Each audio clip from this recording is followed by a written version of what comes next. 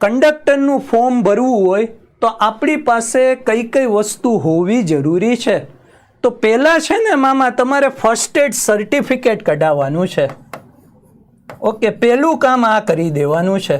જો હજુ ભરતી આવી નથી, ટૂંક જ સમયમાં આવવાની છે, પછી છે ને ટોળું થઈ જશે, પછી જલ્દી તમને કહેવાય ને સર્ટિફિકેટ મળવામાં વાર લાગશે. અત્યારે સમય છે, સદુપયોગ કરી લ્યો. કારણ કે ફોર્મ ભરવું હોય છે ત્યારે આના નંબર નાખવા પડશે. નંબર જ નહીં હોય તો શું કરશો? ઓકે, સૌથી પહેલાં તમારે વેલિડ ફર્સ્ટ એડ સર્ટી કઢાવવાનું છે. વેલિડ ફર્સ્ટ એડ સર્ટી, આના ઉપર હું આવી જાઉં એટલે તમારા બધા ડાઉટ ક્લિયર થઈ જાય. પહેલાં તમારે આનું સર્ટી, આને જ કહેવાય પ્રાથમિક સારવારનું સર્ટી. Okay, valid first aid. Okay, first એટલે પ્રાથમિક, એડ એટલે સારવાર. તો પહેલાં છે ને તમારે પ્રાથમિક સારવારનું સર્ટિફિકેટ કાઢવાનું રહેશે. ઓકે, નજીકની જે રેડ ક્રોસ હોય ને એમાંથી કઢાવી લેવાનું. ઓકે, અત્યારે છે કોઈ પાસે કમેન્ટ કરો જોઈએ. ઓકે, કોઈ આ સર્ટિફિકેટ કઢાવીને રાખ્યું છે? આ બધા ડોક્યુમેન્ટ ક્લિયર રાખો. મોટી ભરતી આવે, ઓકે, મજબૂત ભરતી હશે, માણસો પછી ગોતવા નીકળશે. ઓકે, લાઈનો લાગશે, 2-3 દીએ નીકળે. ઓકે, આવું બધું બહુ થાય, ત્યારે તો વારો આવશે, બરાબર, કે ફર્સ્ટ એડ સર્ટીનો. તો અત્યારથી આ બધું કઢાવી નાખજો. ઓકે, તો રેડક્રોસમાંથી તમારે વેલિડ ફર્સ્ટ એડ સર્ટી કઢાવી દેવાનું. ચલો, નથી તો અત્યારથી મેળ કરી નાખો. ઓકે, જૂનું છે તો એમાં ડેટ લખી હશે. ઓકે, બાકી રિન્યૂ કરાવવું પડશે. તો આ બધી વસ્તુ ધ્યાન રાખજો, બરાબર. તો વેલિડ ફર્સ્ટ એડ સર્ટી તમારે કઢાવી દેવાનું છે. રેડક્રોસમાંથી કઢાવવાનું. સામાન્ય રીતે 7 દિવસનો કોર્સ હોય, જેમ બેચું હાલતી હોય ને આપણે અહીંયા, એવી જ રીતે અહીંયા બેચું હાલતી હોય. એટલે તમારે અહીંયા પૂછપરછ કરી આવવાની કે ભાઈ નવી બેચ ક્યારે ચાલુ થાય, મારે કઢાવવાનું છે.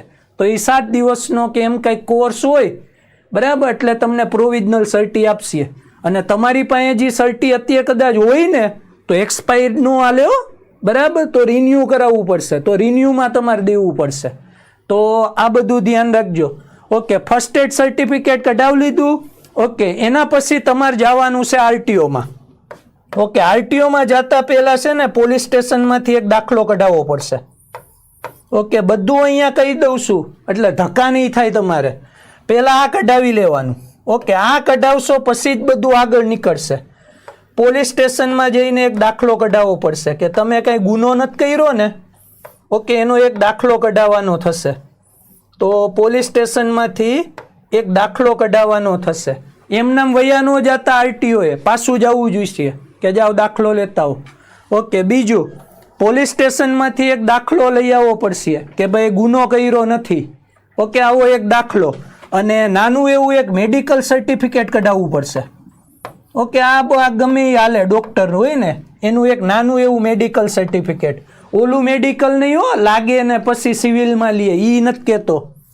ઓકે, નાનું એવું એક મેડિકલ સર્ટિફિકેટ કે તમે ફિટ છો, નાનું એવું, બરાબર. એક મેડિકલ સર્ટિફિકેટ, એનું એક નમૂનો આવે, બરાબર. એમાં નામ ને એ બધું હોય અને ડૉક્ટર ખાલી કહી દેશે આ ભાઈ ઓકે છે. તો આવું મેડિકલ સર્ટિફિકેટ હોય, ડૉક્ટર પાસેથી કઢાવી લેવાનું. અને આ બંને રેડી થઈ જાય. ઓકે, આ બંને પોલીસ સ્ટેશન, અહીંયાથી દાખલો અને મેડિકલ સર્ટિફિકેટ ડૉક્ટરનું, ઓકે, તમારે લઈ લેવાનું. પછી તમારે એક અરજી કરવાની. ઓકે, અરજી ક્યાં કરવાની? www.sarthi.com પર. ઓકે, અહીંયા તમારે કંડક્ટરના લાયસન્સ માટેની અરજી કરવાની. ઓકે, આના ઉપર તમારે ઓકે કહેવાય ને એક અરજી કરવાની. ઓકે, www.sarthi.com અથવા તો પરિવહનની વેબસાઇટ હોય, ત્યાં જઈને તમારે કંડક્ટર લાયસન્સનું ફોર્મ ભરવાનું. ઓકે, કંડક્ટર લાયસન્સનું શું ભરવાનું? તો કે ફોર્મ ભરવાનું. આ કંડક્ટર લાયસન્સનું તમારે ફોર્મ ભરી લેવાનું. અને ફોર્મ ભરી લ્યો પછી એ ફોર્મની તમારે પ્રિન્ટ કઢાવી લેવાની. અને એની પ્રિન્ટ કઢાવવાની અને પછી તમારે વયું જવાનું આરટીઓ ઓફિસે. ક્યાં વયું જવાનું? 4થા નંબર ઉપર નજીકની તમારી આરટીઓ ઓફિસ હોય ત્યાં તમારે વયું જવાનું. અને ત્યાં ફોર્મ જમા કરાવવાનું. ત્યાં ઇન્સ્પેક્ટર સાહેબ તમને 3-4 પ્રશ્નો પૂછશે. બહુ ચિંતા ન કરતા, હેલા જ પ્રશ્નો પૂછશે. અને પછી સાહેબ તમને ઓકે એક લાયસન્સ કાઢી આપશે, બરાબર, એને જ બેજ કહેવાય. આ બે એક જ વસ્તુ સમજવાની. ઓકે, કંડક્ટરનું લાયસન્સ એવો એક નંબર આપશે, એ જ તમારો બેઝ થઈ જશે. ડન. તો આ મામાઓ રેડી થઈ ગઈ, ખબર પડી ગઈ ને ક્યાંથી ક્યાં જવાનું છે. Okay, ready. ઓકે, તો પહેલાં વેલિડ ફર્સ્ટ એડનું સર્ટી, ઓકે, એની તપાસ કરી આવો. પછી પોલીસ સ્ટેશનમાંથી દાખલો કઢાઈ આવો કે ગુનો કર્યો નથી, અને એક મેડિકલ સર્ટિફિકેટ, નજીકના કોઈ ડૉક્ટર હોય ને તમારે, એનું એક સર્ટિફિકેટ લઈ આવવાનું, બરાબર, એનો નમૂનો આવે એક આખું એવું નાનું એવું સર્ટિફિકેટનો.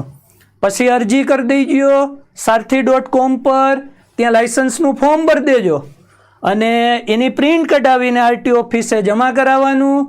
ઓકે, સાહેબ તમને 3-4 પ્રશ્નો પૂછશે અને પછી તમને ત્યાંથી લાયસન્સ આપી દેશે.